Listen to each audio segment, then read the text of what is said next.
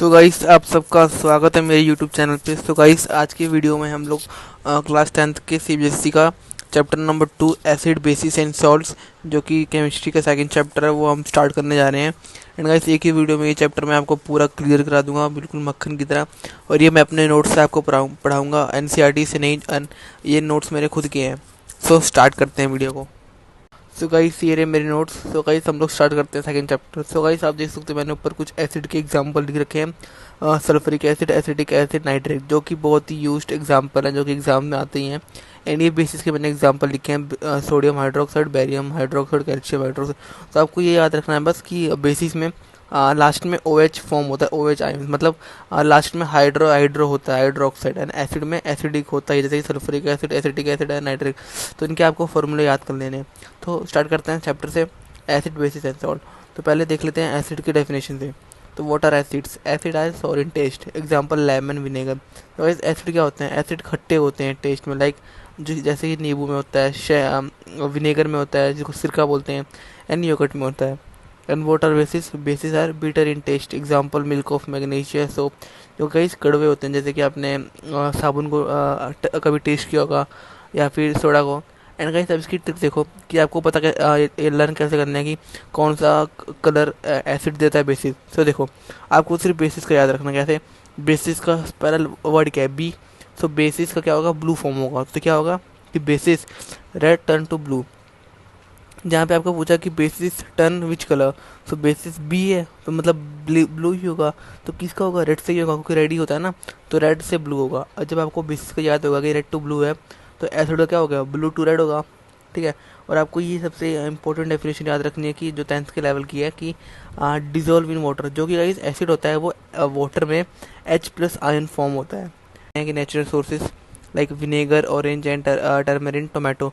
इनके आपको कुछ ऐसे इनके एसिड्स आपको याद करने हैं, सब पूरा थ्योरी पार्ट है। एंड इसके बाद जो इंपॉर्टेंट आता है कि ये एल्कलीस, वाटर एल्कलीस, ऐसे एग्जाम्स में बहुत बार आया हुआ, तो देख लो।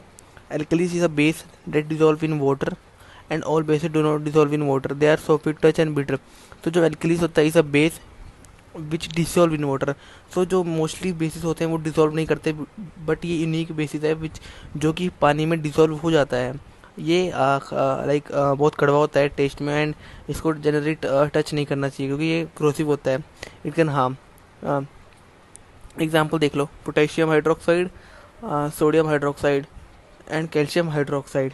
एंड गाइस इसके बाद जो अगला पॉइंट है मैंने लिख रखा है नोट्स में, एसिड प्लस बेसिस। सो इसी को न्यूट्रलाइजेशन रिएक्शन बोलते हैं। न्यूट्रलाइजेशन रिएक्शन क्या होता है? जिसमें एसिड प्लस बेस, जिसमें साल्ट एंड वाटर प्रोड्यूस होता है। जब एसिड और बेस की रिएक्शन होगी तो हमेशा साल्ट प्लस वाटर फॉर्म होता है, इसी को न्यूट्रलाइजेशन रिएक्शन बोलते हैं। डेफिनेशन देख लो, neutralization reaction is reaction in when an acid and bases react to form water and water, salt and involve. इसकी डेफिनेशन देख लो, to form H plus ions and ये मैंने बताया कि ना एसिड फॉर्म करते हैं H plus ions and bases OH minus ions. इसके बाद आपको ये देखना है कि केमिकल प्रॉपर्टीज, ये बहुत ही इंपॉर्टेंट है, बहुत ही ज़्यादा इंपॉर्टेंट है। Chemical properties of acid and basis, इनको आपको रिएक्शन को पूरा याद करना है। कि पहली जो रिएक्शन है वो आती है एसिड प्लस मेटल। तो मैंने आपको बता रखा है, मतलब ये acid plus metal, then what is form salt plus H2। अब आपको लाइक दिक्कत हो रही होगी कि रिएक्शन कैसे फॉर्म हुआ है। तो देखो यहाँ पे डिस्प्लेसमेंट रिएक्शन हुई है, Mg को सीधा उसने H2 को उड़ा दिया है, तो MgHSO4 बन गया, H2 डिस्प्लेस हो गया, क्योंकि ये हाई रिएक्टिव मेटल है, उसको रिएक्ट करा दिया, तो H2 डिस्प्लेस हो गया। तो गाइस ये देख लेना आप। उसके बाद अगला रिएक्शन है इंपॉर्टेंट, बोलता है acid plus metal oxide give salt plus water. पहले था मेटल, जब मेटल था तो हाइड्रोजन गैस था, अब मेटल ऑक्साइड है तो वाटर फॉर्म होगा, तो वही सेम है। इसका रिएक्शन याद कर लेना आप, HCl प्लस CaO, मतलब hydrochloric acid plus calcium oxide gives calcium chloride plus water.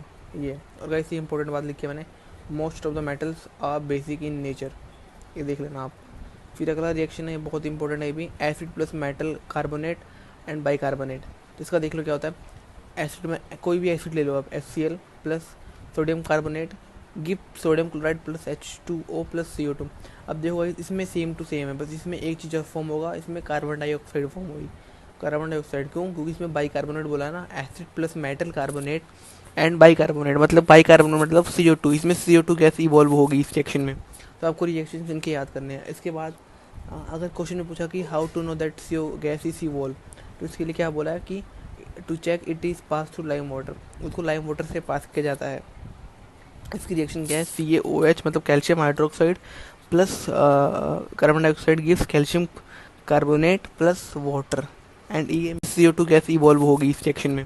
तो आपको रिएक्शन इनके याद करने हैं। इसके बाद अगर क्वेश्चन में पूछा कि how to know that CO gas is सी वॉल, तो इसके लिए क्या बोला है कि to check it is pass through lime water, उसको लाइम वाटर से पास किया जाता है। इसकी रिएक्शन क्या है, CaOH मतलब calcium hydroxide plus carbon dioxide gives calcium carbonate plus water and ये milky, it important, it is milky in colour. तो ये देख लेना है आपको। फिर आगे चलते हैं। तो गाइस आगे इसके बाद है डेफिनेशंस हैं, आपको ये याद कर लेनी है, थ्योरी पार्ट है, ये पूरा देख लो आप। तो गाइस देखो अगला आता है कॉन्सेंट्रेटेड एसिड। तो गाइस इसके पहले जो भी ऊपर है ये सब आप डेफिनेशन याद कर लेना, थ्योरी पार्ट है। मैं अगला बताता हूँ आपको व्हाट इज़ कॉन्सेंट्रेटेड एसिड। अगर एग्जाम में आ जाता है 1 नंबर में, समझ लो एसिड एंड बेसिस, एसिड और बेसिस जो कि अपने प्योर फॉर्म में होता है इनको कॉन्सेंट्रेट बोलते हैं, जैसे कि विदाउट एनी एलिमेंट, जो बिल्कुल प्योर हो। फिर अगला चलते हैं डाइल्यूट एसिड। तो अगर हम किसी भी एसिड और बेस के अंदर अगर वाटर डाल दें तो इसको बोलते हैं डाइल्यूट एसिड। इसका डेफिनेशन भी यही बन जाता है। फिर अगला है गाइस, बहुत ही इंपॉर्टेंट है, प्रोसेस ऑफ डाइल्यूशन। अब एग्जाम में बहुत बार आया है और समझो प्रोसेस ऑफ डाइल्यूशन कैसे है, मतलब एसिड को डाइल्यूट कैसे करते हैं। देखो acid is added to water slowly, acid को पानी के अंदर डालते हैं। अब क्वेश्चन में ये भी आ जाता है कि why water is not added to acid, why acid is added to water. तो इसका आंसर ये है क्योंकि ये बहुत ही एक्सोथर्मिक रिएक्शन है, इससे तुरंत फायर जनरेट होती है, इसलिए हम इसको नहीं डालते। इसलिए हम एसिड को डालते हैं वाटर के अंदर, वो भी slowly to make dilution, because it is a very exothermic reaction. अगर है व्हाट इज इंडिकेटर, तो indicator guys these are chemical substances which help to detect nature of the chemical by example litmus solution, जो कि हमें detect करने में help करता है कि कौन सा एसिड है क्या बेसिस है। आपने ये 7-6 में पढ़ रखा होगा। फिर अगला आता है गाइस ये जो इस चैप्टर में पढ़ना है आपको, olfactory indicator. This substance whose odour changes in acidic और basic medium are called olfactory indicator. Guys ये ऐसे सब्सटेंस होते हैं, ये भी इंडिकेटर होते हैं, बट ये ओल्फैक्टरी इंडिकेटर होते हैं। ऐसे इंडिकेटर जिसको आप एसिडिक या बेसिक मीडियम में डालते हैं तो वो स्मेल लाइक, जैसे मैं कैसे समझाऊँ आपको, जैसे कि समझो इंडिकेटर क्या होता था कि लाइक कोई भी सब्सटेंस जो कि हमें हेल्प करता है कि बताने में कि ये कोई एसिड है कि बेस, तो ये सेम वैसे ही है। बट ये क्या करता है कि अपने लाइक नेचर बताने के साथ साथ हमें ये भी बताता है कि वो किस टाइप का लाइक स्मेल और भी कुछ फीचर्स बताता है, तो इसी को बोलते हैं। इसकी एग्जाम्पल क्या है, वेलिना, ओनियन, 1 मिनट गाइस, ये है, तो इसी की एग्जाम्पल याद करना। फिर अगला आता है यूनिवर्सल। गाइस यूनिवर्सल इंडिकेटर वो इंडिकेटर होता है जो आपको नेचर के साथ साथ उसका एसिडिक और बेसिक स्ट्रेंथ भी बताता है। एग्जाम्पल है पीएच पेपर। ये देखो पीएच समझो इसको, जो 7 होता है ये पीएच पेपर है आपका, जो 7 होता है ये न्यूट्रल होता है। अगर 7 से कम होगा तो बहुत ही गाइस वो एसिडिक होता है। लाइक 7 से अगर नीचे जैसे 6 है 5 है तो 6 से तो वीक एसिड है। फॉर वीक न्यूट्रल मतलब थोड़ा मीडियम आ जाएगा, फिर गाइस एसिडिक आ जाएगा। 7 के बाद आपका बेसिक होता है। एग्जाम्पल को देख लो यहाँ पे, जब 7 से नीचे की तरफ होगा तो एसिडिक होगा और 7 के ऊपर होगा तो बेसिक होगा। तो आगे चलते हैं। आगे गाइस ये आपको याद करने पार्ट है, थ्योरी पार्ट है। ये कुछ इंडिकेटर्स के नाम है एंड इसके एसिड और बेसिस में कौन कौन से कलर चेंज होते हैं।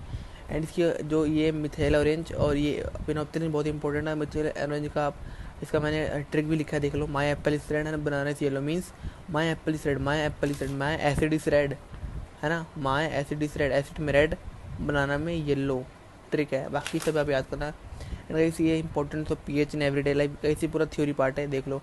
टूथ डिकाय आपको बता रखा है, तो इसके कुछ डेफिनेशन है। अब ये देखो स्ट्रॉन्ग एसिड प्लस स्ट्रॉन्ग, अगर स्ट्रॉन्ग एसिड को स्ट्रॉन्ग बेस से मिलाओगे तो क्या होगा, न्यूट्रलाइजेशन नहीं होगा, क्योंकि दोनों समझो ये 1 है ये भी 1 है तो 1 कट जाएगा ना, दोनों एक ही तरह का है।